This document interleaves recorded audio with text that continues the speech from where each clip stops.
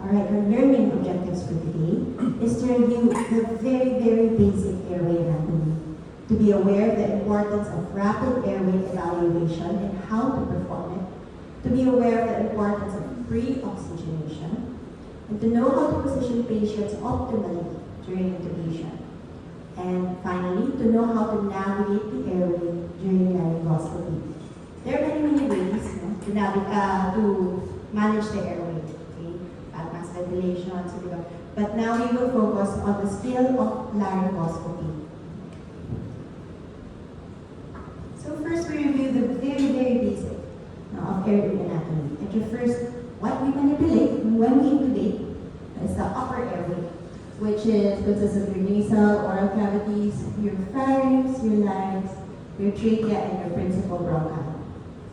So we know that your target for your intubation is your larynx or your trachea, floating opening.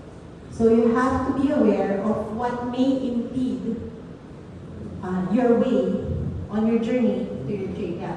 So you have your tongue, you have your pharynx, posterior pharynx, and your epiglottis. So all those things, your teeth, can impede your journey to your target, which is your larynx.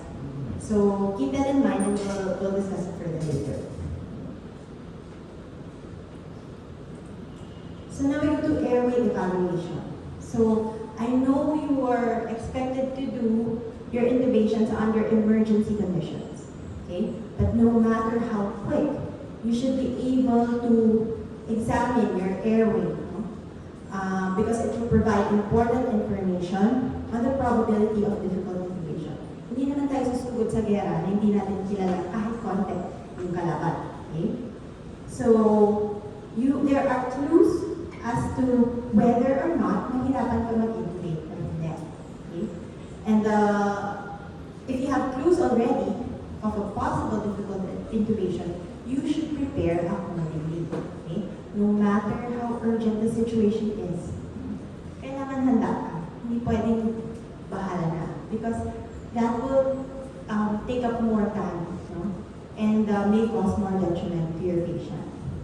So, there are many online. One example is your lemons. Okay? To help you remember, so there are many pneumonias. Okay? So, first thing is you look externally. Meron bang bukol? If you're bleeding on the airways, or foam, or secretions, or blood coming out of the mouth. Are there any malformations? And the ability to bad mass ventilation. Are there any hurdles to that? For example, a bearded guy. Difficult bad mass ventilation because it's oily and slippery, so it's hard to keep your face mask on that person. So you look externally. So that's very quick, seconds now. And then evaluate your mouth opening very quickly, your free-to-root, your tegmentum to hyoid bone, and your thyromental distance. All these things will give you clues on whether or not mahihirapan kang ipasok yung scope. And then, very important sa mouth opening. Okay? You should have adequate mouth opening for you to be able to insert your scope. If it's less than 3 finger breaths, you might have a hard time physically inserting your scope into the mouth. So you have to prepare for something else or call for help. Okay? Your tegmentum to hyoid bone, meaning meron bang retrognathia yung patient. Maliit pa yung jaw. So patients who have a receding chin, you have less room to displace the tongue away, because to be honest, the tongue is the most common obstruction to intubation in a patient with normal anatomy. Walang bukol, so yung gila, yung thing that we need to overcome or need to sweep away. And if you have a receding chin, meaning your floor of the mouth is small, you have little space to displace the tongue. Okay. Thyromental distance also.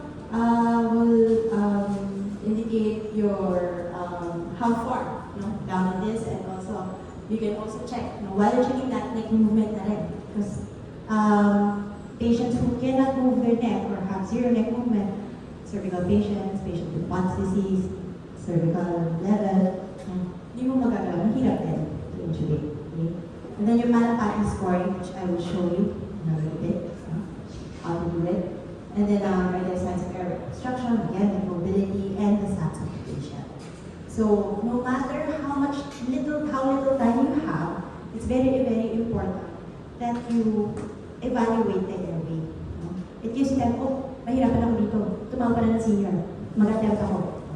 Or, let's get something else, like a UJ. Kasi baka mahirapan ako dito because this is my findings. So, your airway examination will dictate, your findings will dictate how much preparation or how much extra help you will need for your attempt. So these are predictors of difficult direct laryngoscopy, which is what we do with our normal scopes, and difficult mass ventilation. Okay? So for difficult intubation, we have very, very significant a history of previous difficult intubation. That is very, very telling of the degree of difficulty you will have. Pag nahirapan, yung previously nag-intubate, malamang mahirapan ulit. Unless poor technique si previous person. Okay? So arthritis, rheumatoid arthritis, ankylosing spondylitis, all have something to do with neck movement. And then your infections, abscess. Abscess is in the airway, dental, Ludwig's angina, epiglottitis, croup. They all cause swelling somewhere within the airway. So mahirap din. Tumors, of course. A large tongue, or macroglossia. One way to tell macroglossia, if you let the patient's tongue stick out and there are deep markings of the teeth, sa dila. Okay? If there are deep markings of the teeth, you know that the tongue is too big for the oral cavity. Nag-permanent impression yung ngipin sa dila ng pasyente. So that will give you a clue na medyo malaking dila for the oral cavity. And then, of course, thyroid tumors, laryngeal tumors, iatrogenic. A lot of some patients, after radiotherapy, tumitigas, nagka-fibrosis yung tissues in the airway. That has happened to me before. Wala naman obvious na, but patient had neck irradiation. And I didn't expect na hindi ko magagalaw yung capabilities. So I had a hard time. Then previous neck surgery, trauma, unstable cervical spine, usually in ER, naka-collar. So we have ways to intubate these types of patients. Facial fractures for trauma, and then burns, and then all the syndromes. And obesity. Obesity now, we are seeing more and more Filipinos who are obese. So, more and more difficult intubation in the wards, uncontrolled diabetes, hypertension, obese patients, metabolic syndrome. We see more and more of those patients. And then, sorry, we'll go back to that. For difficult intubation, mass ventilation, previous difficult mass ventilation, obesity, if the patient is edentulous, walang ngipin, the mouth will collapse into the oral cavity when you ventilate, so may leak. So, elderly, the beard, which I have mentioned earlier, and obstructive sleep apnea. So those are things that will make it difficult for you to ventilate your patients. So this is the Malapati classification of the oropharynx. So this is a way to tell if you're going to have difficulty in visualizing your glottic opening for laryngoscopy. Okay, so Malapati 1, you can see the uvula. Okay, so there's uvula, faucial pillars, which is on the side. Your soft palate you can see because it's the very back near the uvula. So that's Malapati 1, meaning malaking mouth opening niya. You can see everything. So you can displace everything to get to the glottic opening. So that's the easiest. Your second is hindi nakita yung uvula. Yun lang yung summary na. Cannot see the uvula anymore. So it's a little bit harder. And then your class 3, you can only see the palate, the soft and hard palate. So when you see that, you have to prepare. This is going to be a difficult intubation. So 3 and 4. Okay. Class 4 is your hard palate. That's the only thing visible. So all these things now will give you clues on how much I should prepare or how early should I ask for help. Pag nakita ka ng malampati 4, magpatawag ka ng senior. Okay? Do not attempt, tapos tsaka na lang tignan natin kung ma-intubate ko. Patawag ka na ng senior, and then attempt. Okay? So there. But these examinations can only be done with the person sitting upright. No? If a person is in distress, in recumbent position, hindi na siya because all your tissues will fall back. Now, this is a ICU validated scale, no? The Makoch scale. No? This was validated for intubations in the ICU, which you will also do. No? So my rating or my score in each test or each observation that you want to make. That's why it's Makocha, it's all those factors. No? So number 1 is malampati. Okay? As I mentioned earlier, a 3 or 4, no? Difficult na yan. So it is assigned a score of 5. If your patient has OSA, no? You assign a score of 2. If you have reduced mobility of your C-spine or limited mouth opening of less than 3 finger breaths, both a score of 1. If the patient is comatose or in severe hypoxemia, you assign, you add more points. And the factor related to operator, if you're non-anesthesiologist, you add 1. And if your total is 3 or more, you should anticipate a difficult area. Okay? Again, ano meaning of difficult area? Degree of preparation. So this is for ICU, validated for ICU intubations, which is applicable also to you. Okay, on neck mobility. The ideal position for intubation is a sniffing position. The sniffing position requires flexion of the neck 25 degrees and head extension of 15 degrees. And neck immobility, as I've been mentioning earlier, interferes with the ability to align your 3 axes, which I will show you later, the pharyngeal, oral, and laryngeal axis.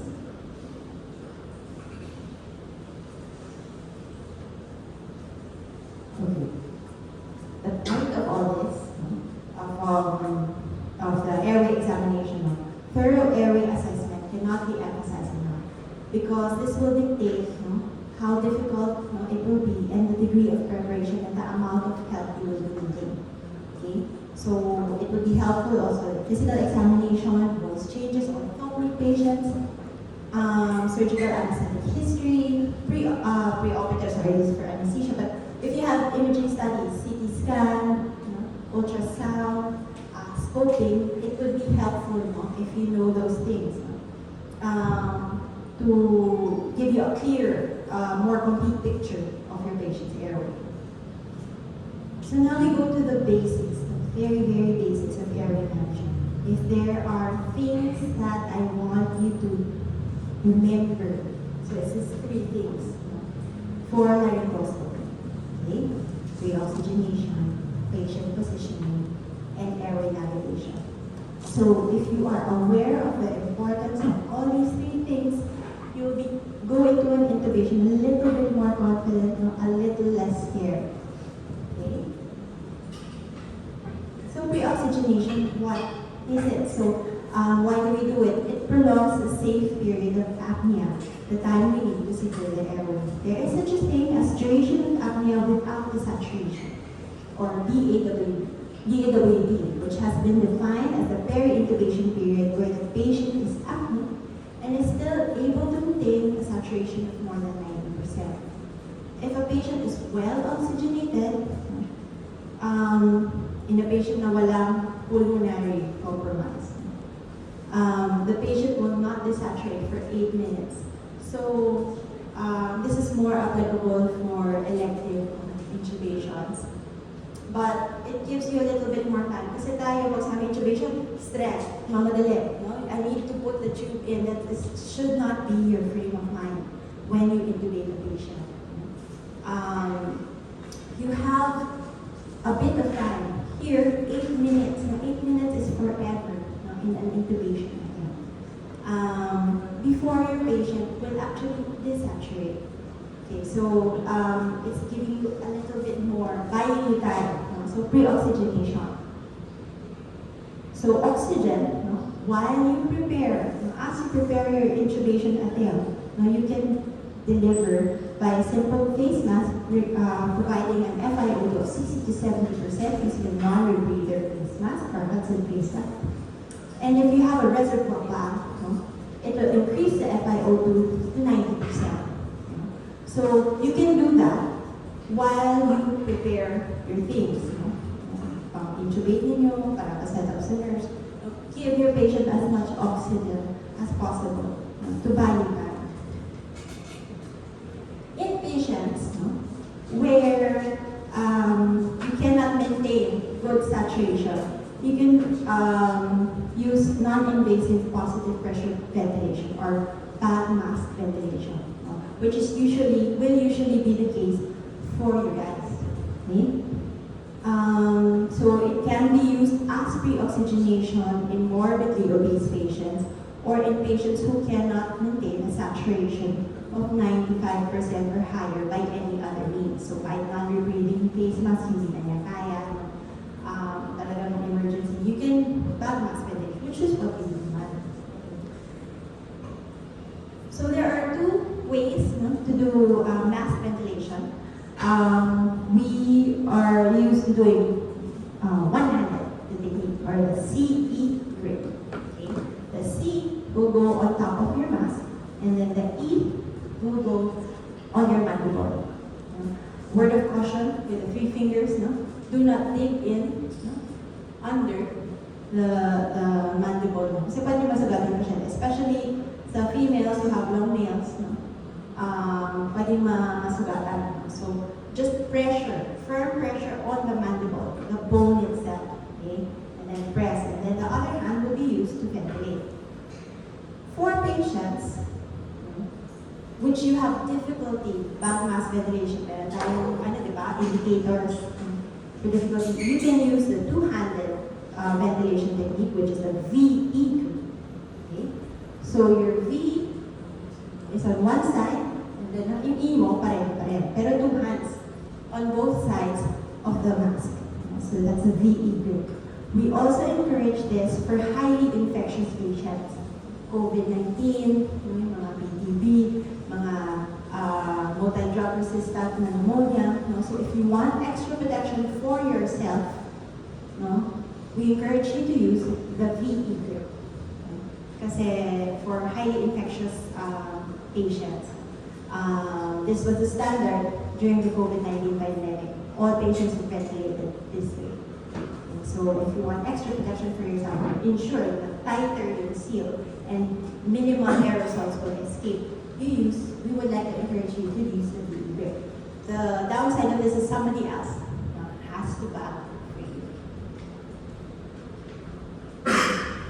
Okay, so pre-oxygenation, there are studies that have shown that it significantly becomes more efficacious and by inference more efficient in the 20-degree back-up position than the supine position.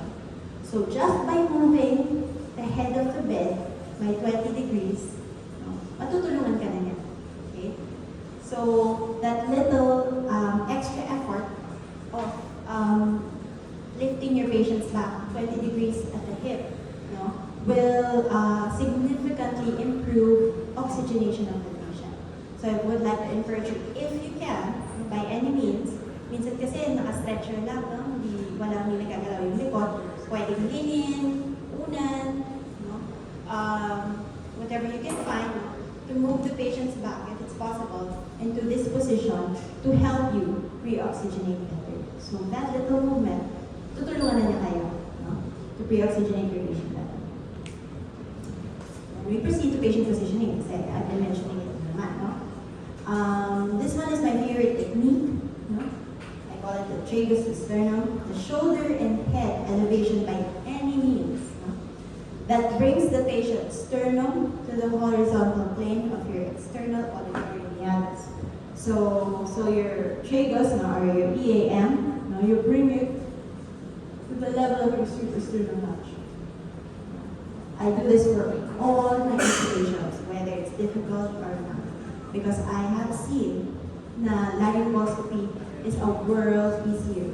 And I know that if I have a hard time, even if the patient is weak, I need to move on to something else. It's not because of patient positioning. Diba kung natin, nakahiga, tara, intubate. No? Tapos pag hindi ma-intubate, sige, ayusin natin position. You are wasting one attempt.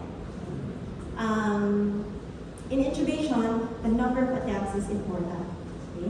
Because the more attempts we make, the more edema sets in. Madaling mamaga ang glottic. Okay? You can transform a patient from a ventilatable patient to a non-ventilatable patient just because of the repeated intubation attempts. Pwedeng magsara just because of edema.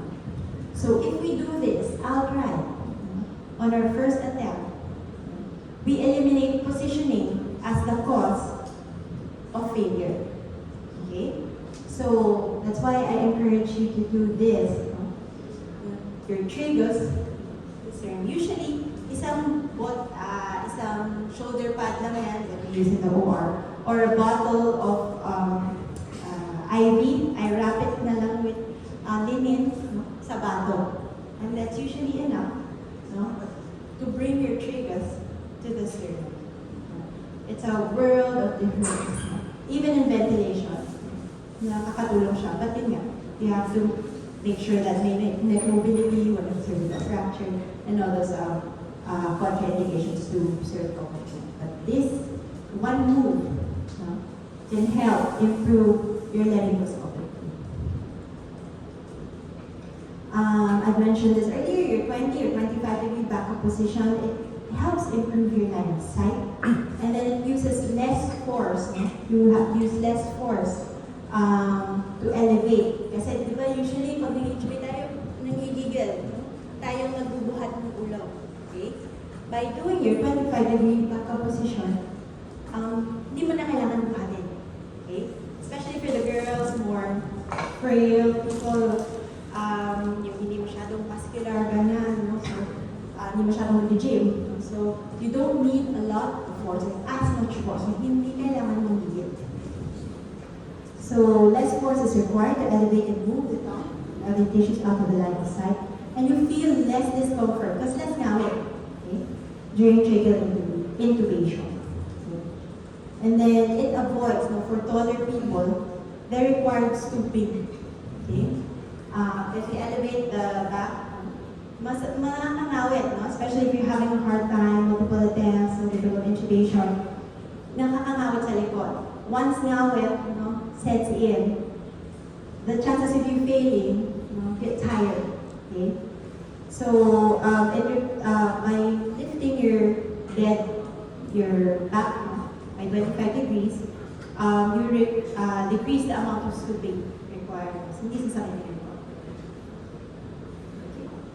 The backup position has been proven time and again to be successfully used in obese patients. Okay? So, to improve the efficiency of pre-oxygenation and increase the duration of safe apnea. And also, improve yung time to intubation.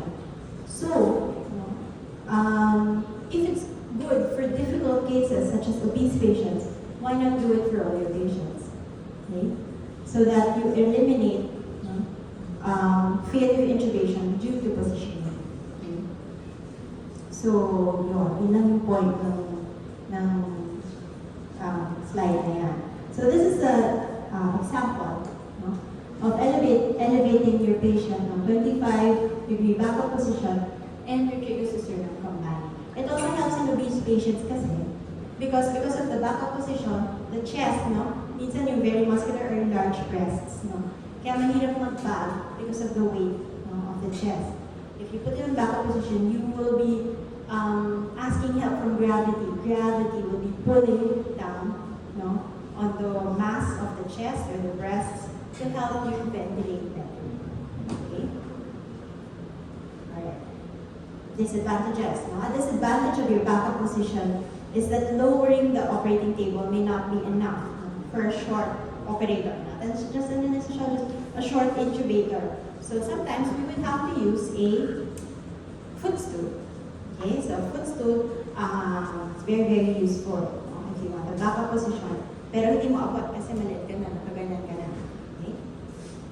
Caution must also be taken if you're going to give any sedatives for patients with cardiac disease or cardiac compromise, hypertensive patients, or the elderly who may not be able to tolerate the combined effects of your backup position, so may pulling sa legs, diba?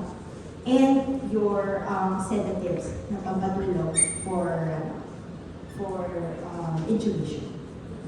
So caution also for these types of patients.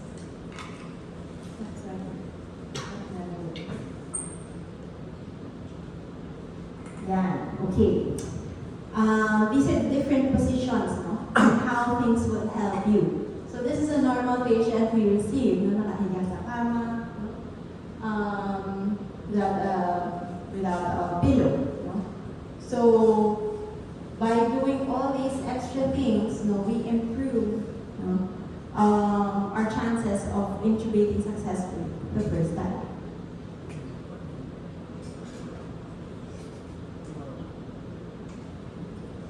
Now we go to direct laryngoscopy, so which is what you are expected to learn to do, okay, or DL.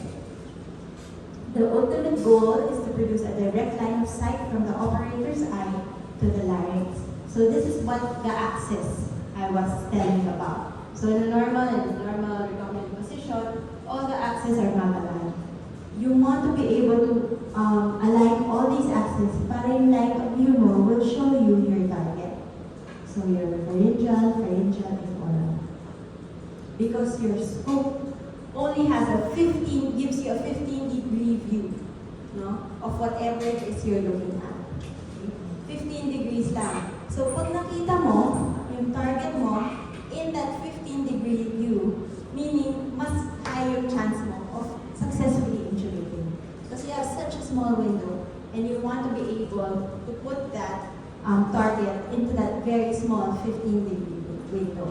So when you see that, mas mataas yung chance mo of intubating your patient. So we have two types of blades we commonly use. The Macintosh blade, which is what you have in the wards, is used to displace the epiglottis out of the line of sight by placing it into the vallecula. The vallecula is the place where the base of your tongue meets your epiglottis. So para siyang space. Gusto mo i-hook doon yung tip ng Macintosh blade. It's considered advantageous when there's a room to pass an EPP. So this is the view you are to see. Okay? In patients who are a bit more difficult, mahirap makita, we can use your miller or straight blade. So what the difference between this is straight, it's not curved. The other one is curved because it wants to follow the curvature of the tongue. This one hawig lahat. Okay? Because you have a hard time seeing. So what you have to do is hook the epiglottis with it. No? Isasama mo yung epiglottis ng panghawig. So that's what you see. You don't see the epiglottis anymore. Just the glottis. Okay. It is considered superior in a patient who has small mandibular space, large teeth, front teeth, or a large epiglottis. Or oftentimes meron din floppy epiglottis. No matter how much you lift, hindi umaangat yung epiglottis to really reveal the glottic opening. So, you hook it with your blade. Hindi nga kailangan straight blade kahit yung Macintosh blade nyo kaya yan gawin. So, you can do that also. So, this is the laryngeal view scoring system. Kanina meron tayo yung mouth open. Now, this is the laryngeal view scoring system. It helps in communication, endorsement, para siyang universal language. Sinabi mo grade 1, ibig sabihin kita mo lahat. Okay. Grade 2, you can only see the posterior part of the epiglottis. Most of the time our intubations are this way, especially in emergency. Okay. Grade 3, you can only see the tip of the epiglottis. And at grade 4, there's nothing. No? So for example, you attempt to intubate, can't see anything. No? So you ask for help. So your senior, ask for help from us, no? Anesthesia. You can say, it's called plane 4. Okay? I can't see anything. So us naman, as anesthesia, we have to prepare from even more difficult intubation. Okay? So it helps in endorsing, communicating with your team, no? What you are seeing. Kasi kayo lang ang nakakakita. Okay? Walang ibang nakakakita ng glory hole.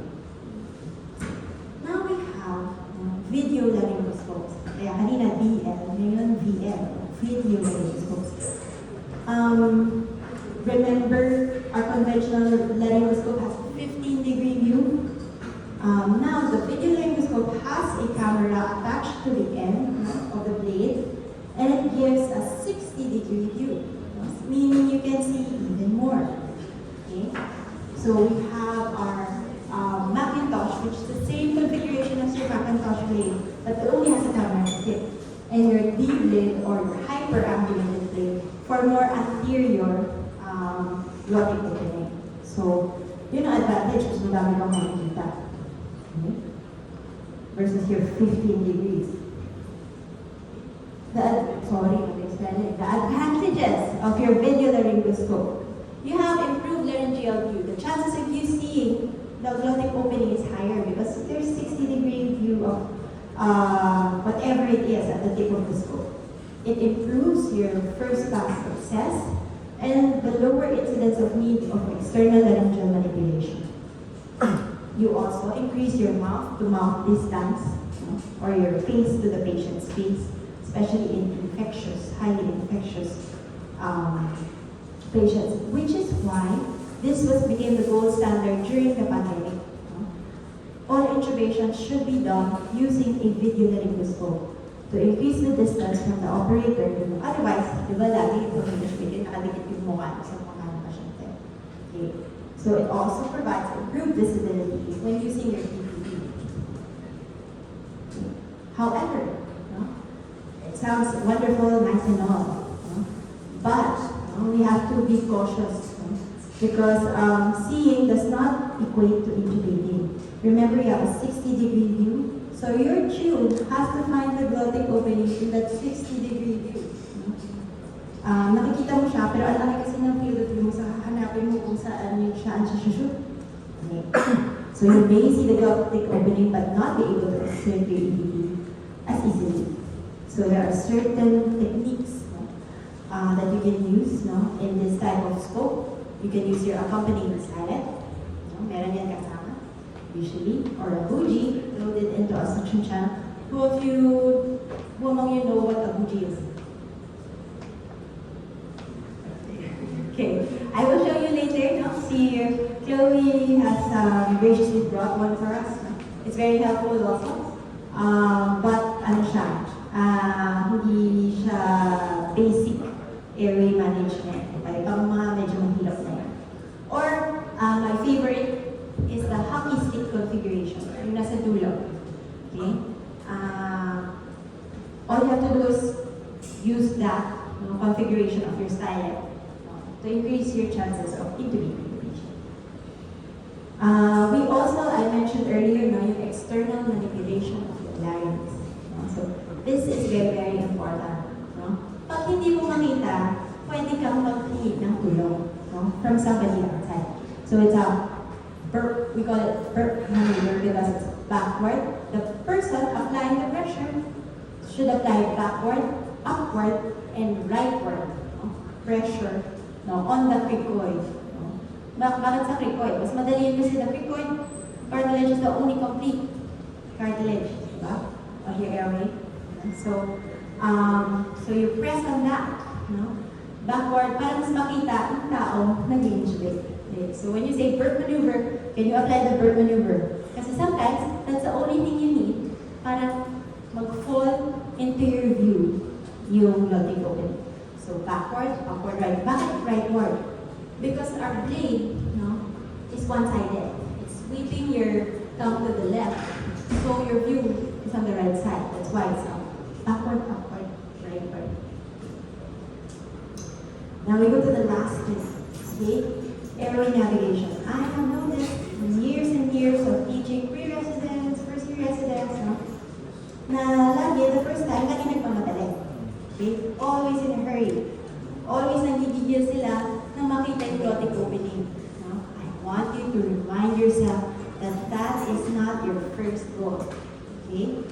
Hindi yan yung unang-unang dapat hanapin nyo. Huli yan. No? Kasi yun yung target. You have to remind you. It's very, very hard and very, very stressful situation.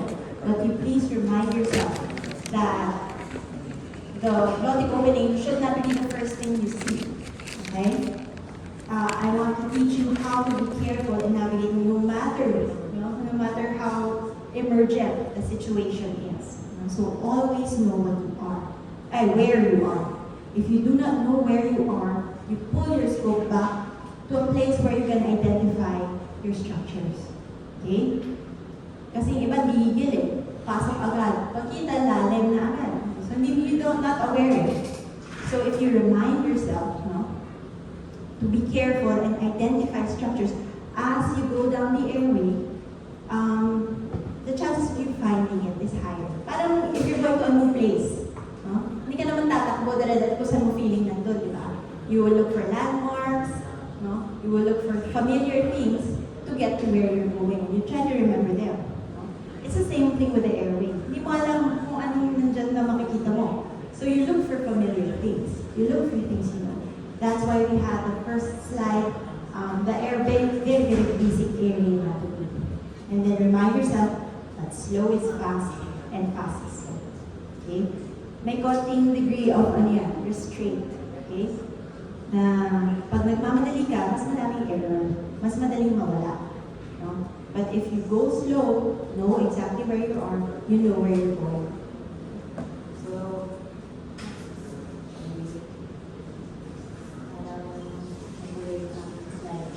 anyway, sorry, but it says here that your uvula points to your epiglottis.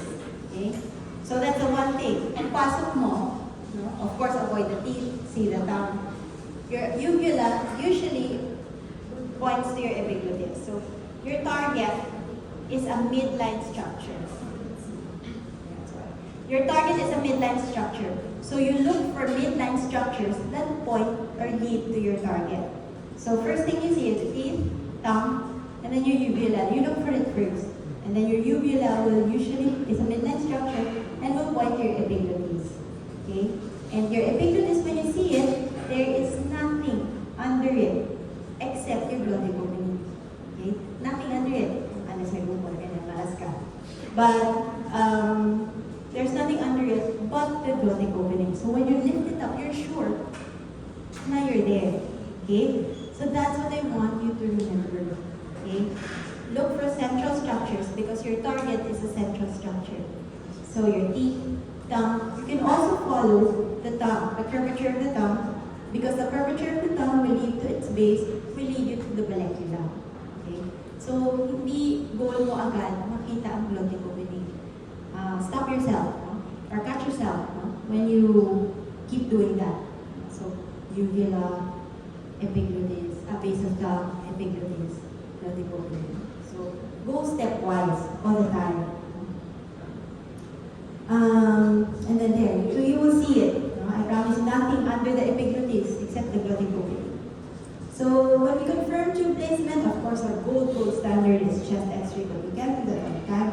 We look for equal chest rise.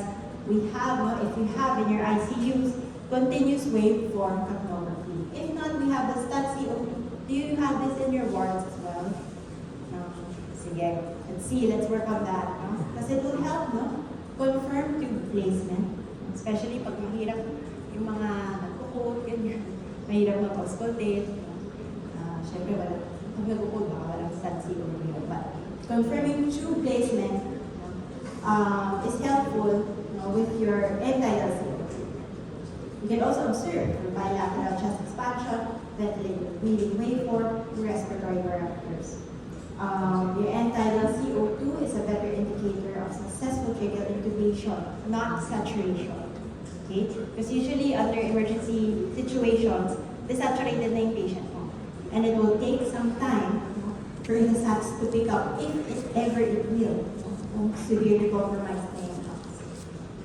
So, if you push her the presence of CO2.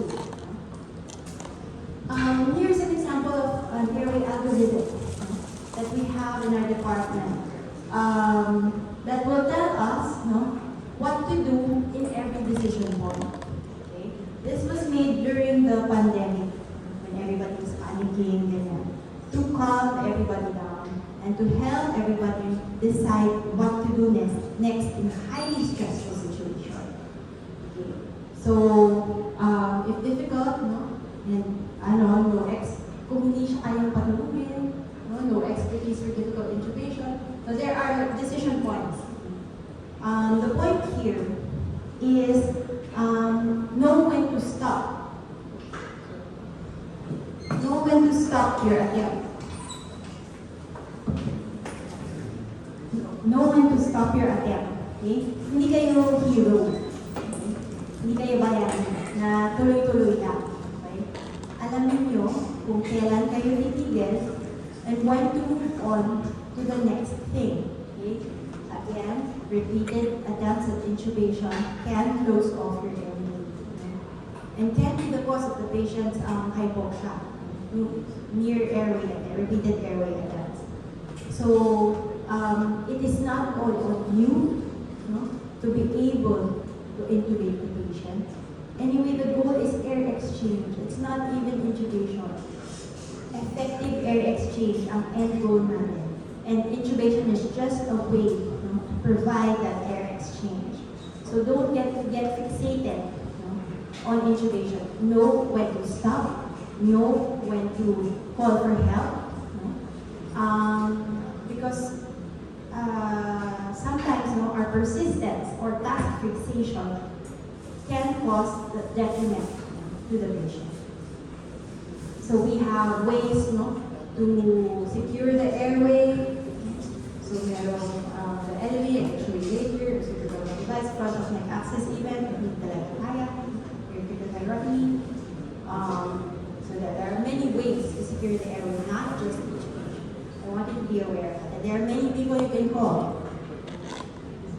Now we go to simulation training. That's why you're here. Okay? This is recommended to be regular, full insight.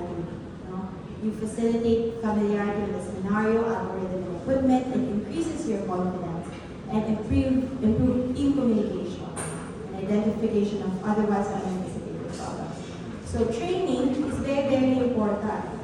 This is an example of fiber optic intubation. But mannequin training, several hours lang kailangan for you to be able to do it well on an actual patient. Okay? So that's what we're going to learn later in a bit. Final notes. Know what you have and do what you know. Huwag kang mag-insist na dalan ka lang or gamitin yung iyong video laryngoscopy skills kung walang video laryngoscope sa ward or sa And always, your first attempt is your best attempt. Yun talaga. It's a one-time deal. You can't get your first attempt back. Kasi after first attempt, pwedeng madaming secretions, pwedeng may dugo na, normal. So, you can't get your first attempt back. So, make it your best one. That's why I was teaching you how to position your patient, how to pre-oxygenate, and how to navigate. Because you only have one shot at that perfect, pinaka-perfect for the patient attempt. Okay? Otherwise, madadagdagan na lang madadagdagan yung mga Okay, so optimize position, equipment, expertise to increase first pass success. And if you anticipate difficulty, always have a plan A, plan B, and plan C. Communicate your plans with the rest of the team. Kasi kung kayo lang may alam ng plano, walang makakatulong sa iyo, ikaw yung manipulate ng airway. So communicate your plan to the team so they can anticipate your plans. Failure to plan is planning to fail. So that's it for